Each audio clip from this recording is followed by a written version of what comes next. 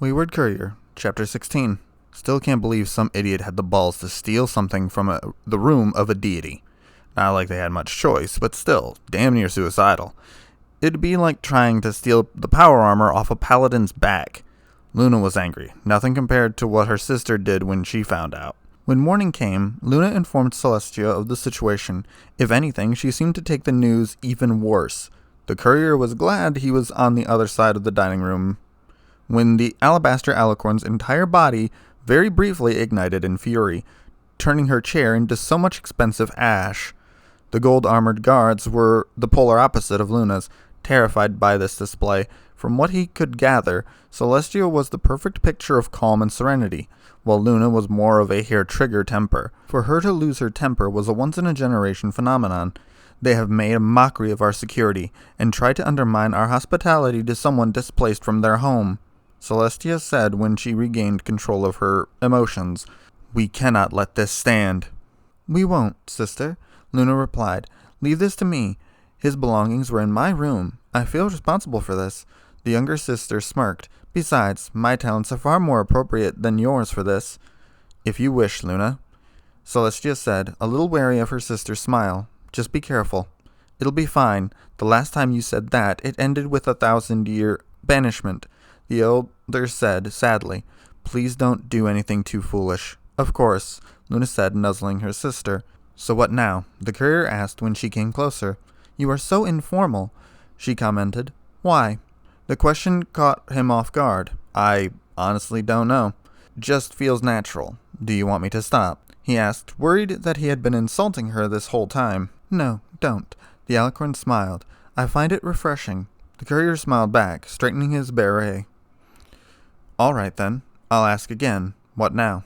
Unfortunately, we can't do anything until we have more information. With no knowing on the identity of the perpetrator, we are blind. Luna frowned.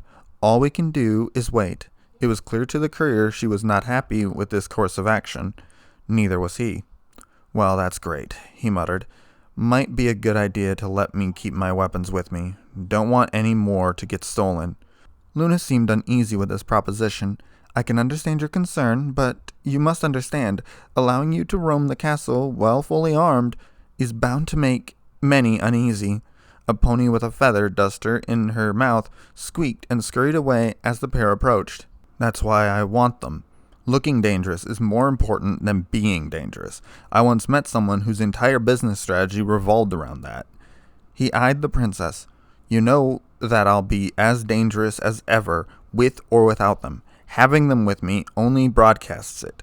Surely there's no harm in that, he asked, a good-natured smile on his face. Luna found his logic hard to argue with. Fine, on the condition that they are kept non-functional at all times, I shall let you carry them with you. Good enough for me, the courier said with a shrug. Where are we going?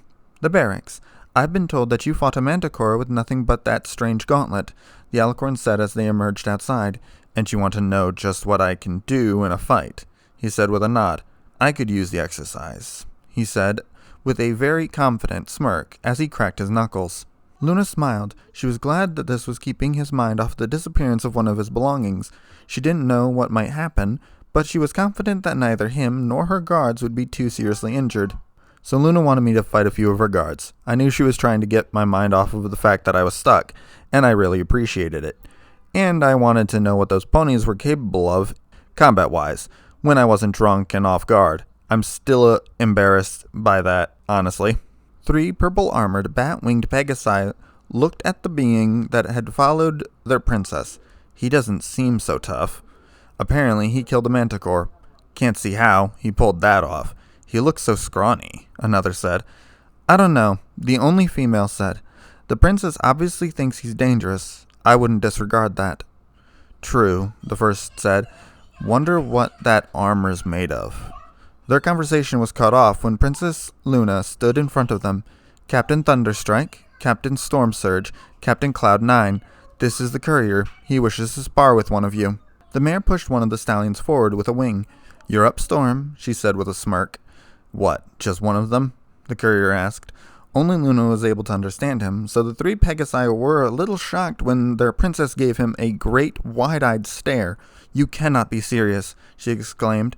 They would kill you. They said the same when I said I was going to clear the death claws out of Quarry Junction.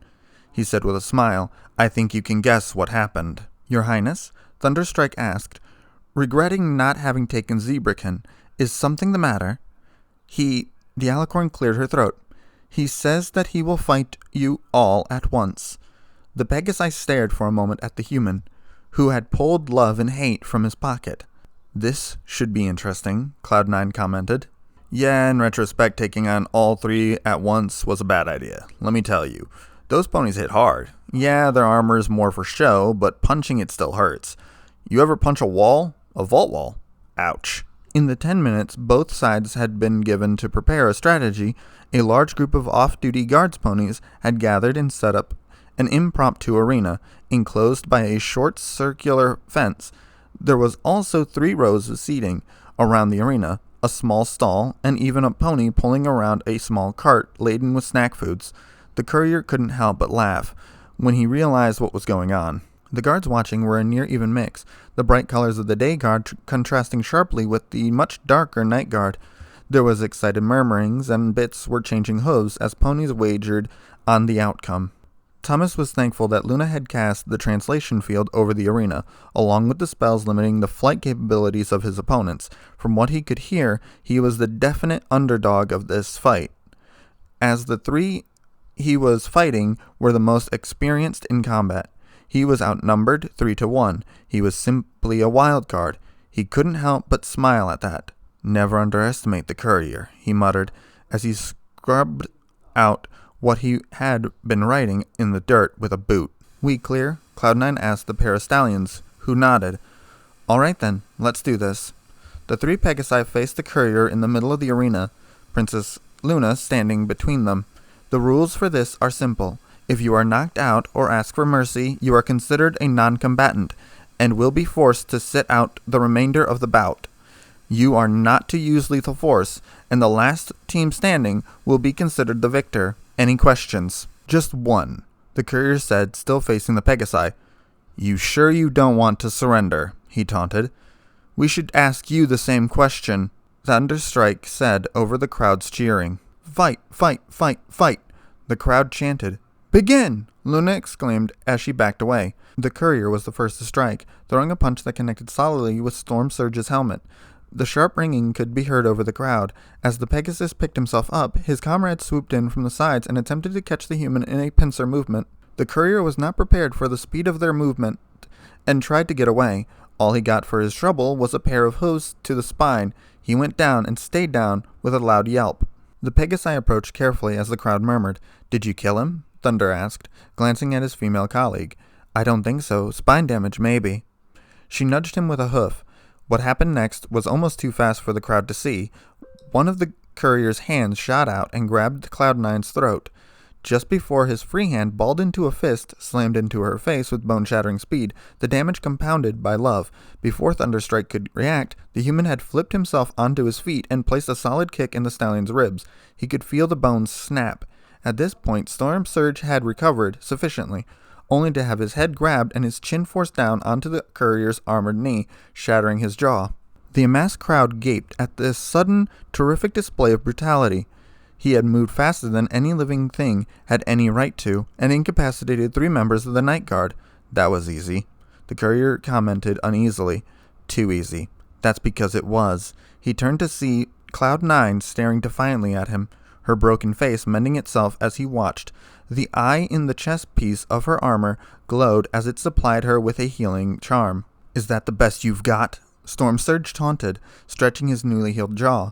Thunderstrike didn't say anything, instead opting to paw at the ground aggressively. The courier's expression was somewhere between joy and terror. Now that is not fair. Author's notes.